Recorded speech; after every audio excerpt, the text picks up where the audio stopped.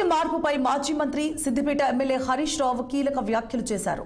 కేటీఆర్ కు పార్టీ బాధ్యతలు అప్పగిస్తే తాను స్వాగతిస్తానన్నారు.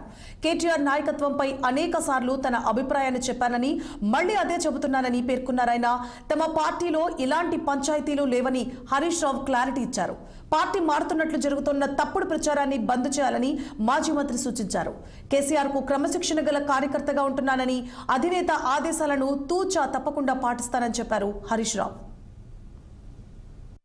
మీద ట్విట్టర్లో నేను అదే రోజు ఖండించిన. 1 2 చివరికి మా నాయకులు దాసోజు శ్రవణ్ గారు, ఎర్రోల శ్రీనివాస్ గారికి చెప్పి పోలీస్ స్టేషన్లో కంప్లైంట్ కూడా ఇచ్చి, ఆ కంప్లైంట్ను కూడా నా ట్విట్టర్లో పోస్ట్ చేసి ఇటువంటి ఫేక్ ప్రచారం నమ్మొద్దని, తక్షణమే డీజీపీ గారు వీళ్ళ మీద చర్యలు తీసుకోవాలని చెప్పి కూడా నేను రాష్ట్ర డీజీపీ గారిని కోరిన విషయం కూడా మీ అందరికి తెలిసిందే కదా. ఆ పంచాయతీ లేదు మా పార్టీలో. నేను చాలా సార్లు కూడా చెప్పాను, మీరందరూ కూడా చూసింటారు. ఒక్కసారి కాదు, కొన్ని వందల సార్లు చెప్పి ఉంటాను.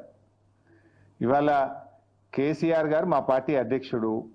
ఆయన యొక్క ఆదేశాలను తూచా తప్పకుండా పాటించే ఒక క్రమశిక్షణ కలిగిన కార్యకర్త హరీష్ రావు అని చెప్పిన. ఇది బహుశా వందల సభల్లో చెప్పిన, టీవీ డిస్కషన్స్లో చెప్పిన, ప్రెస్ మీట్లలో చెప్పిన, చిట్చాట్లో చెప్పిన, అనేక సందర్భాల్లో కూడా చెప్పిన. సో మీరు అన్నట్టు కేటీఆర్ గారికి నాయకత్వం అప్పచెప్తే స్వాగతిస్తాను. డెఫినెట్గా ఐ కోఆపరేట్. ఒక కార్యకర్తగా హరీష్ రావు పార్టీ నిర్ణయాన్ని, కేసీఆర్ నిర్ణయాన్ని ఎప్పుడైనా శిరసా వహిస్తాడు తప్ప గీత దాటే వ్యక్తి కాదు.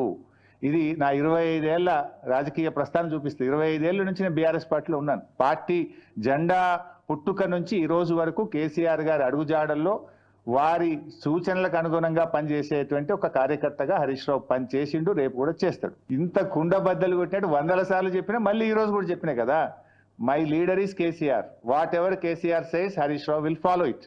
That's all. ఇవి బులెటిన్ అప్డేట్స్.